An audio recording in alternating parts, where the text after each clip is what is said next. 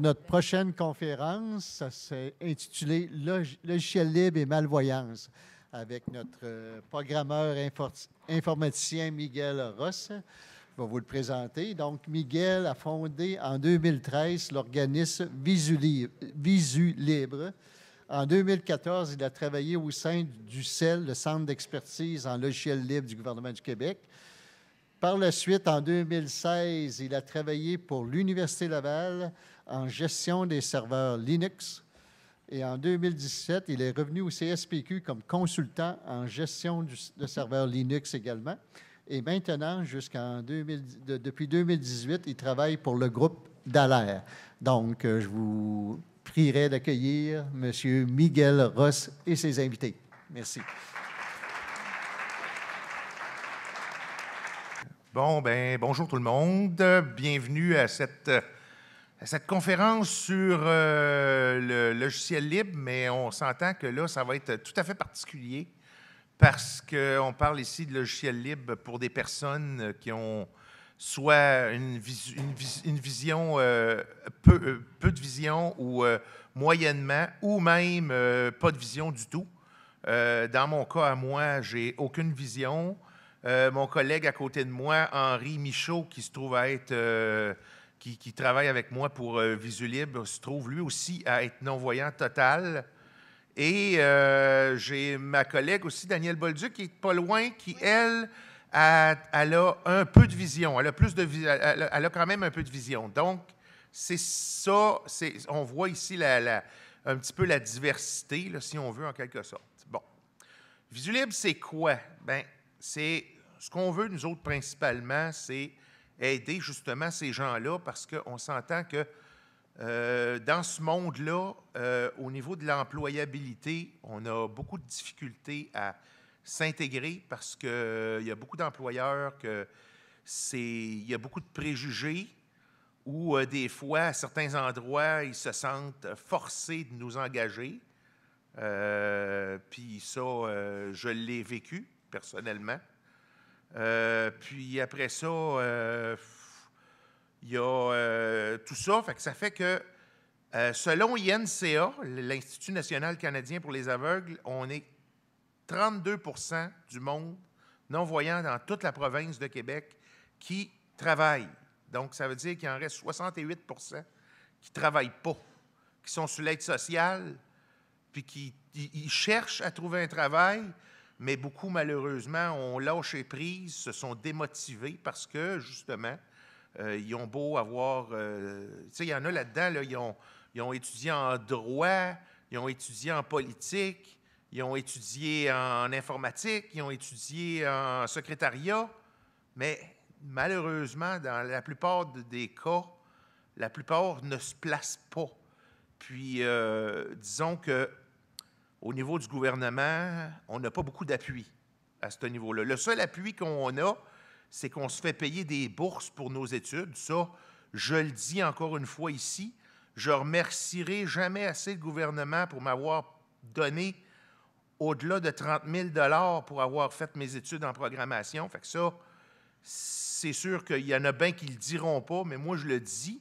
Merci pour m'avoir donné la chance de faire mes études et de ne pas être obligé de rembourser ça. Ça me donne une chance, justement, de me trouver un travail, puis ça m'a donné une chance de, entre-temps, bien vivre pendant tout ce temps-là. Donc, petite parenthèse en passant, ça, c'est un appui, au moins qu'on a. Par contre, ça serait le fun d'avoir des fois des appuis un peu plus poussés, disons, là, pour faire un genre de suivi, puis nous appuyer à s'en aller sur le marché du travail pour que ce fameux 68 % finisse par disparaître. Mais en attendant, ce 68 % nous, ce qu'on veut, c'est justement les aider puis briser leur isolation. Parce qu'évidemment, en n'ayant pas d'Internet, ces gens-là, parce qu'évidemment, avec un petit budget dont ils ont sur l'aide sociale, on s'entend qu'ils n'ont pas le moyen de se payer un ordinateur à 1000 puis 2000 piastres. Ils ne sont pas capables de se payer ça.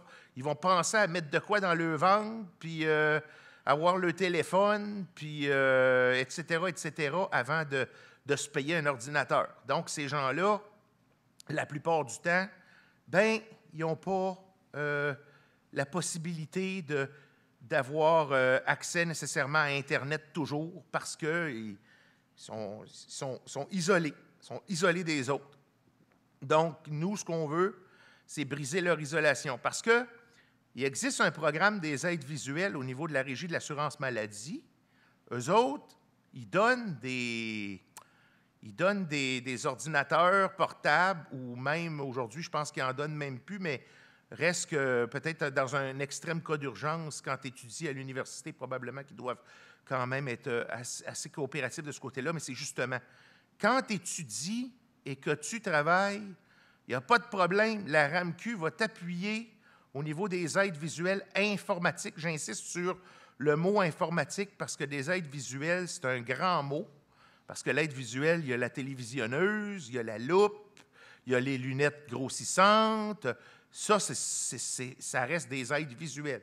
Mais moi, je tiens à insister sur aide visuelle informatique comme ça ici. Ça ici, qui est un afficheur braille qui est justement normalement fourni par la Régie de l'assurance maladie du Québec.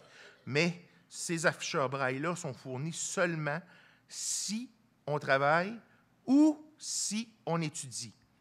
Puis, à ce moment-là, bien, le non-voyant qui a fait ses études, mais qui ne s'est pas placé au travail, oui, il va garder l'afficheur braille actuel qu'il a. Mais le problème, c'est que quand l'afficheur braille va briser, too bad, on ne t'en donne plus d'autres. Ça finit là. Fait que là, à ce moment-là, bien, la personne, soit qu'elle se retrouve avec un ordinateur, puis encore là, l'ordinateur qu'elle a, elle va essayer de le toffer le plus longtemps qu'elle peut. Mais si l'ordinateur brise, too bad, tu n'as plus d'ordinateur. Fait que là, nous autres, ce qu'on veut faire, on veut donner à des gens, justement, qui ont besoin d'ordinateurs, autant à des débutants, à du monde qui ne connaissent pas ça, peut-être, sur le coup, à du monde qui connaissent ça, mais qui, malheureusement, leur portable les a rendus l'âme, puis la RAMQ n'ont pas voulu les aider.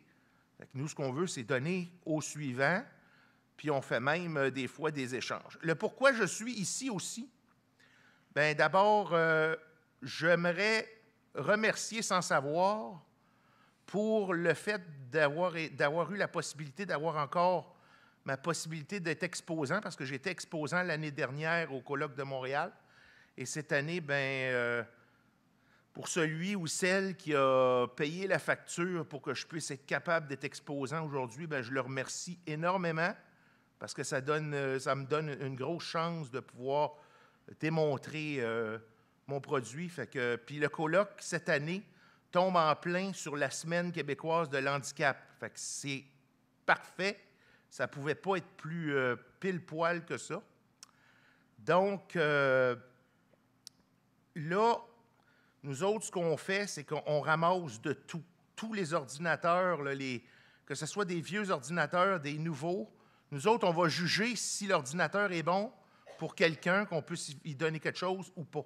Donc, voyez-vous, ça ici, là, l'ordinateur qui est devant moi, là, ça, c'est un ordinateur qui date de 2005. C'est un IBM. C'est avant que IBM, juste avant qu'IBM donne sa suite d'ordinateurs à Lenovo. Donc, c'est quand même...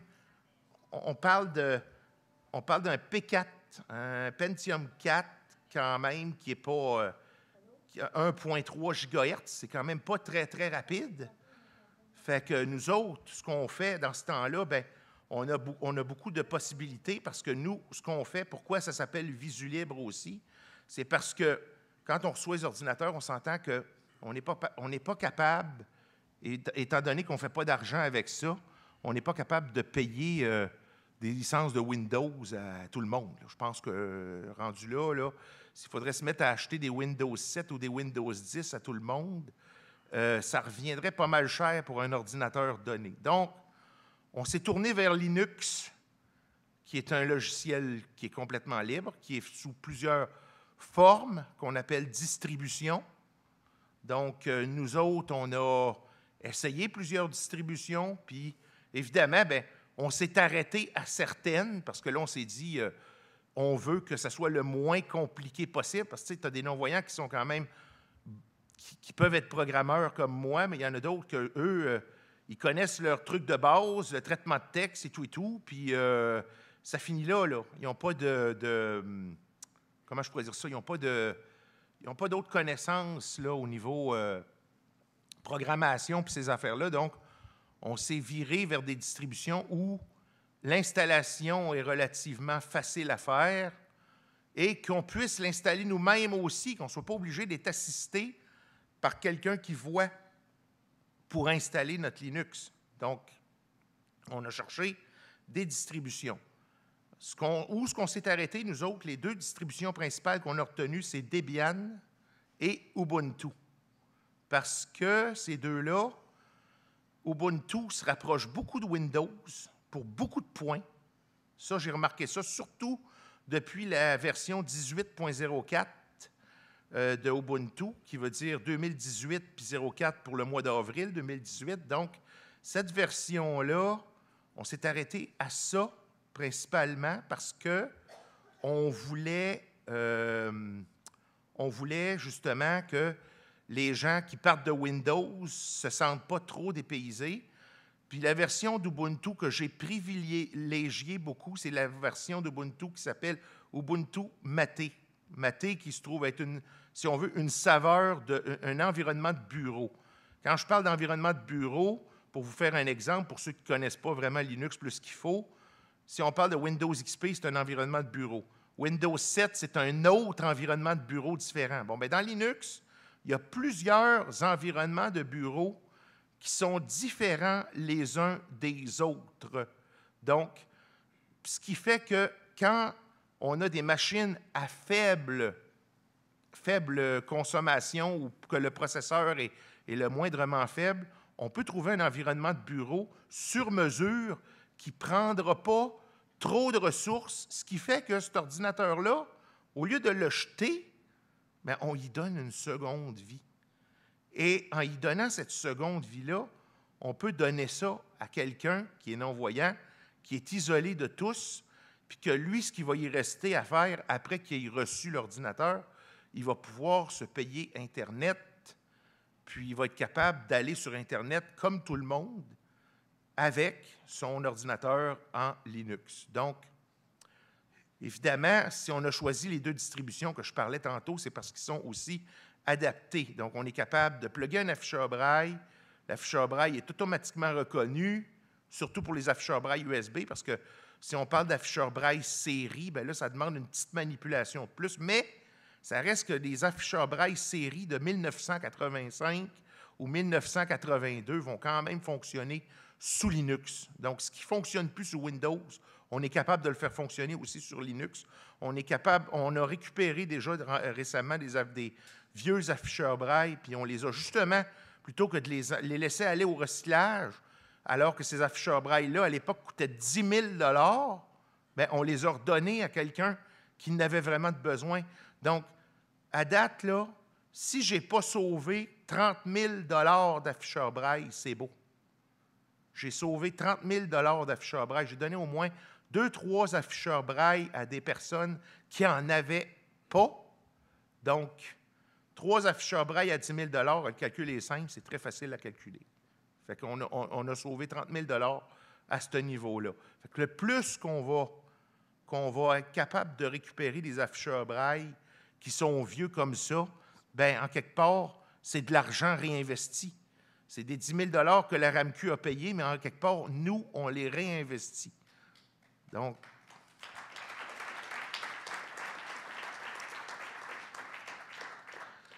fait que moi, j'encourage fortement les gens. Tantôt, là, quand on était à notre kiosque, on a des pamphlets justement qui indiquent l'adresse où venir nous livrer ces ordinateurs-là, nous les donner. Puis nous, ce qu'on fait, inquiétez-vous pas, ça se fait même au travers. Ça ne se fait pas juste ici à Québec, là. C'est toute la province qui bénéficie du projet Visulibre. Donc, moi, j'en ai livré des ordinateurs à Montréal, à Stornoway, en Estrie, en Abitibi. Je me suis promené un peu partout dans la province. Fait que, tu sais, c'est pas moi qui me suis promené un peu partout, mais par livraison, par poste. Tu sais, la personne, quand c'est rendu qu'elle a juste à payer la poste, puis que ça y coûte peut-être une trentaine de piastres au lieu d'y en coûter 1000, là, on s'entend que la personne est bien contente d'avoir payé 30$ pour avoir son ordi, en quelque sorte. Fait que on prend tout, puis c'est nous qui décidons si... Voilà. Fait que là, l'ordi qui est devant moi, comme c'est un ordi qui est très vieux, c'est un parfait candidat pour deux choses. Quelqu'un qui est complètement débutant, mais qui veut absolument rien savoir de l'informatique. Lui, là, il veut que ça marche, là, clé en main, là, tout de suite d'un coup. J'ai rien qu'à apaiser ses flèches, faire Enter, puis ça se fait quasiment tout seul, là. C'est sûr que ce n'est pas toujours le cas que ça se fait tout seul, mais bref, c'est pour dire que la personne qui veut absolument rien savoir. Donc, il y a un Allemand, pour ceux qui le connaissent, le Klaus Knoper, celui qui a inventé la distribution Knoppix, a fait un bureau spécial pour les personnes non-voyantes qui est en mode texte, que vous voyez actuellement à l'écran, qui s'appelle Adrian. OK? Ce bureau-là, là, c'est un bureau qui permet justement aux gens de pouvoir faire des choses. Comme vous voyez, là, vous avez le menu là, devant vous, là, www, c'est pour aller sur Internet. Email, c'est quand tu veux prendre tes emails. Calculatrice, c'est quand tu veux faire la calculatrice. Cahier, c'est un cahier de notes. Contact, tu peux rentrer une liste de contacts. SMS, c'est quand tu veux rentrer, tu veux faire des SMS, mais si tu as un appareil mobile compatible, tu peux plugger ton cellulaire sur l'ordinateur, puis tes SMS vont arriver direct sur l'ordinateur. Fait que tu peux quand même, tu peux scanner aussi du texte, tu peux prendre, quand je dis scanner du texte, c'est, mettons que la personne elle a une lettre, puis qu'elle veut le lire, sa lettre, bien, l'ordinateur, il va scanner le texte, puis il va faire ce qu'on appelle de l'OCR, qui est Optical Recognition. Fait que ça permet de faire en sorte que il y a une voix où il y a le braille qui peut lire, que tu peux lire en braille qu'est-ce qu'il y avait d'écrit sur la feuille de papier. Fait que les gens, ils sont plus autonomes, ils sont capables de lire leur courrier, ces choses-là. Fait que si... Oups, comment ça qu'il n'y a pas de son? Il n'y a pas de son... Appuyez sur Entrée pour aide. Flèche vers le bas pour accéder au menu. Bon, d'accord. OK. Évidemment, c'est pas la synthèse la plus romantique et sentimentale, là. Je vous l'accorde. Mais c'est quand même... Ça s'est amélioré depuis les premières versions. La synthèse vocale en question s'appelle eSpeak. Puis c'est eSpeak Next Generation, eSpeak NG, qui est dans cette version-là. Alors, tu sais, si je bouge avec les flèches, on voit... Là, apprendre programme, www, email, SMS, multimédia, contact, cahier, calculatrice. Donc, on peut vraiment là, se promener de un menu à l'autre facilement. Fait que ça, on pourrait dire, j'appelle ça moi une suite bureautique fermée, mais qui est ouverte, parce qu'évidemment, le code source d'Adrian est disponible. Le gars, son code est complètement ouvert. On peut l'installer à peu près sur n'importe quelle distribution. Le fondateur de Knoppix, il a laissé ça ouvert, et puis on peut vraiment l'utiliser à bon escient. Donc, voilà, là, mettons que... Scanner du texte, gestion de fichiers, shell, programme graphique. Bon, évidemment, quelqu'un qui veut aller peut-être d'une façon plus avancée, si, mettons, je vais dans Programme graphique, je fais un Enter. OpenOffice avec lecteur d'écran. OK, donc je peux aller directement dans LibreOffice avec lecteur d'écran, ça veut dire parce que en mode graphique, dans les environnements de bureau, soit LXDE, soit Mate, soit GNOME, soit Bodji, parce que, puis Cinnamon, je pense aussi. Donc, on a 5 choix d'environnement de bureau différents qui utilisent le lecteur d'écran qui s'appelle Orca. Orca, en réalité, le mot Orca comme tel, pourquoi ça s'appelle de même? C'est parce que Orca, c'est synonyme de épaulard, baleine. Tu sais, c'est dans la mer, là, ocre, orca, épaulard, mais pourquoi ils ont appelé ça de même? Bien, je vais vous l'expliquer pourquoi ils ont appelé ça de même. Il y a une histoire derrière ça. Il y a un logiciel propriétaire dans Windows qui s'appelle JAWS, J-A-W-S. Donc, JAWS, c'est un requin. Donc, eux autres se sont dit, ben, pourquoi pas Orca? Ben oui. Donc, c'est pour ça qu'ils ont décidé de prendre Orca. Fait que c'est original. Tu sais, ça veut dire, ils ont pris une autre affaire de la mer. Fait que c'est pour ça. Alors, mettons, je rentre dans OpenOffice, mettons. Là, c'est sûr qu'il faut attendre un peu, mais parce que je suis présentement sur une clé USB, mon Knoppix est en live, si on veut, mais c'est ça qui est le fun, c'est qu'on n'est pas obligé nécessairement de l'installer, Knoppix, pour être capable de voir ce qui se passe. Alors là, on est en train de rentrer dans l'environnement graphique. Il va avec les flèches et non avec la souris. C'est ça, on n'utilise pas la souris. Ça, c'est une chose bien importante à mentionner. Ça, c'est Lecteur d'écran activé. Bon, voilà. Alors là, on va avoir notre LibreOffice Writer qui va nous apparaître, qui va être dans notre face, qu'on va pouvoir écrire dedans. Ça devrait s'en venir dans les quelques secondes qui suivent. Ça ne sera pas bien long. Il va nous le dire, lui, de toute façon, quand il va être prêt, il va nous dire... Untitled LibreOffice Writer card. Vide. Bon, voilà. Fait que là, on est dans LibreOffice Writer. Je pourrais écrire n'importe quoi. La beauté de cette affaire-là, le gars, là, l'Allemand, il a bien pensé à son affaire. Si on a fini du traitement de texte et qu'on veut revenir à Adriane, lui, il a pensé à son affaire. Fait que là, mettons, j'ai fini du traitement de texte. Je Alt sors. gauche.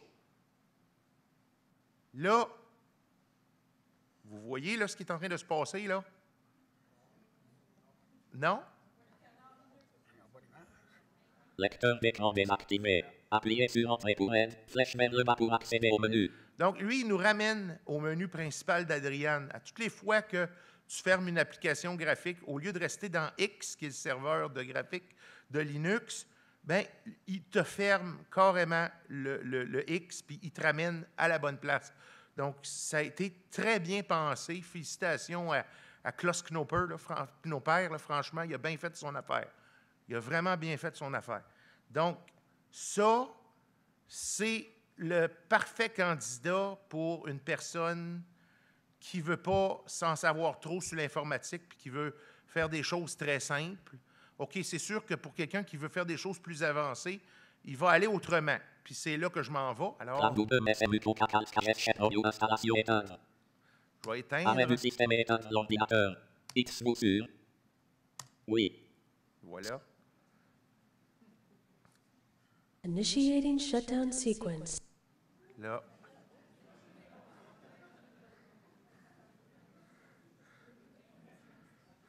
Ben, c'est ça, parce que c'est des clés de raccourci qu'on utilise. Donc. Fait que là, je repars mon ordi et là, je m'en vais en Debian que j'ai installé. J'ai installé ça sur mon disque dur ce matin. J'ai installé ça, là, avant de m'en venir, j'ai installé ça sur mon disque dur ce matin. Je voulais voir la capacité, qu'est-ce qu'il était capable d'avoir dans le ventre, cet ordinateur-là. Alors là, on démarre dans une traditionnelle Debian 9.0. Et là, on va avoir un beau bureau LXDE qui va nous apparaître d'en face, parce que j'ai choisi LXDE comme sa machine-là est quand même à faible consommation. Et tu vois, il y a 1 giga de mémoire dans cette machine-là.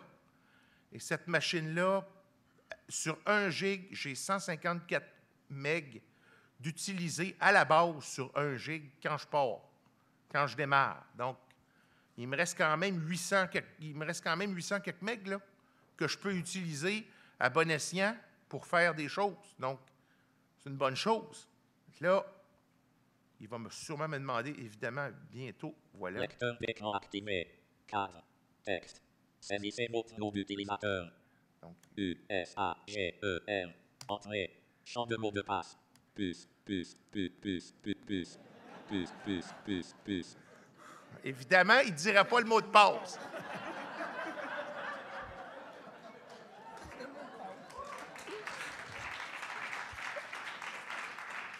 Lecteur d'écran activé. OK. Donc, voilà, là, je suis dans le fameux bureau LXDE qui est là. Donc, vous pouvez voir, Complet. quand je... Vous entendez la voix, mais quand Alt gauche. Fenêtre. quand j'arrive dans le menu, voyez-vous, là, Accessoires menu. le braille, il suit. Bureautique menu. Debian menu. Le braille suit. Donc, à mesure que je me déplace, ça, ici, ça change. Donc, on a le braille autant que le... Voilà. Alors là, c'était pas mal ça, les petites démonstrations que je voulais vous faire. Là, je vais demander à mon ami Henri, juste à côté de moi. Lui, il est non-voyant. Je l'ai fait venir parce que il va partager qu'est-ce que lui, ça y a fait d'avoir rencontré les logiciels libres, parce que lui aussi, c'est un pro Windows. Là. Fait que, on va laisser la parole à Henri. Alors, bonjour à tous.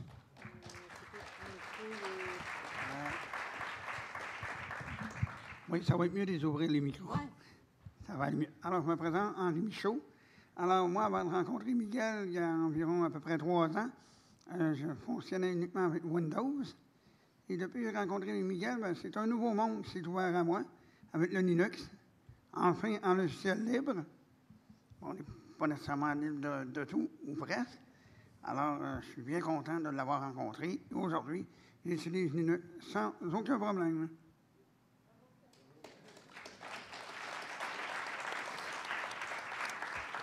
Je peux rajouter que c'est bien fait, ces petites bêtes-là. Oui, vas-y. Alors, c'est fait. Vas-y. Okay. Alors, je peux rajouter en terminant, comme on dit dans une annonce, c'est bien fait, ces petites bêtes-là. Merci. Fait que je laisserai la parole à Daniel maintenant. Daniel? Voilà. Bon, les réflexes de chanteuse. Trop d'aimants. Bien, bonjour tout le monde. Je suis contente que vous soyez nombreux à cette conférence-là. Ça démontre une grande ouverture de votre part. Merci.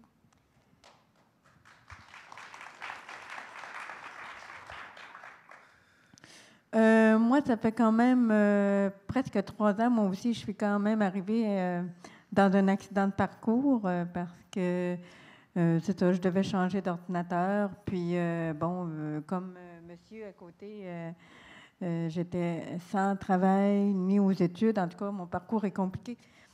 J'avais besoin d'un ordinateur, donc on m'a référé à Miguel, que j'avais déjà entendu dans certaines tribunes à la radio. Alors, c'est ça. Alors, depuis 3 ans, je me suis jointe à cette équipe-là. C'est moi qui les aide un petit peu dans la logistique. Lui s'occupe plus de l'informatique, moi, je m'occupe plus du reste. Alors, c'est ça. Fait que le gros avantage, c'est qu'on n'a pas nécessairement besoin d'antivirus, quoi qu'il faut faire attention quand on navigue sur Internet. Ça prend moins de place et c'est un environnement qui est quand même convivial. Alors, on peut pratiquement tout faire, mais sauf que c'est de façon différente. Nous, on se veut un programme complémentaire à ce qui existe à la RAMQ, la Régie d'assurance maladie du Québec, j'allais dire autre chose. Excusez-moi. Alors, c'est ça. Donc, il y a beaucoup moins de bugs. Quelqu'un qui est voyant, qui vit avec moi, il n'y a pas besoin d'intervenir trop souvent.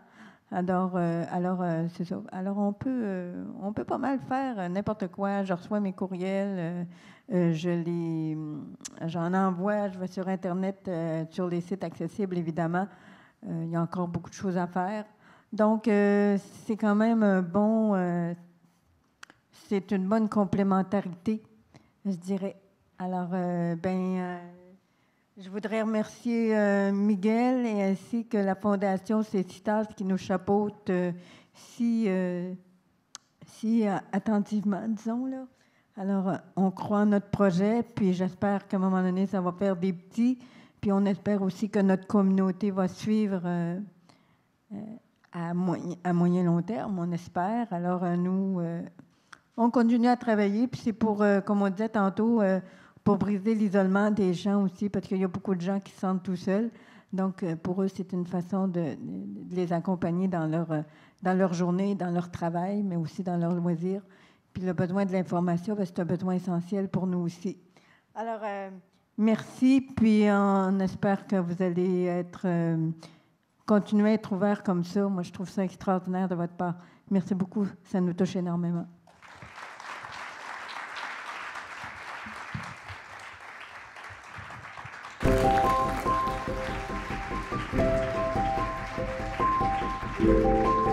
Thank you.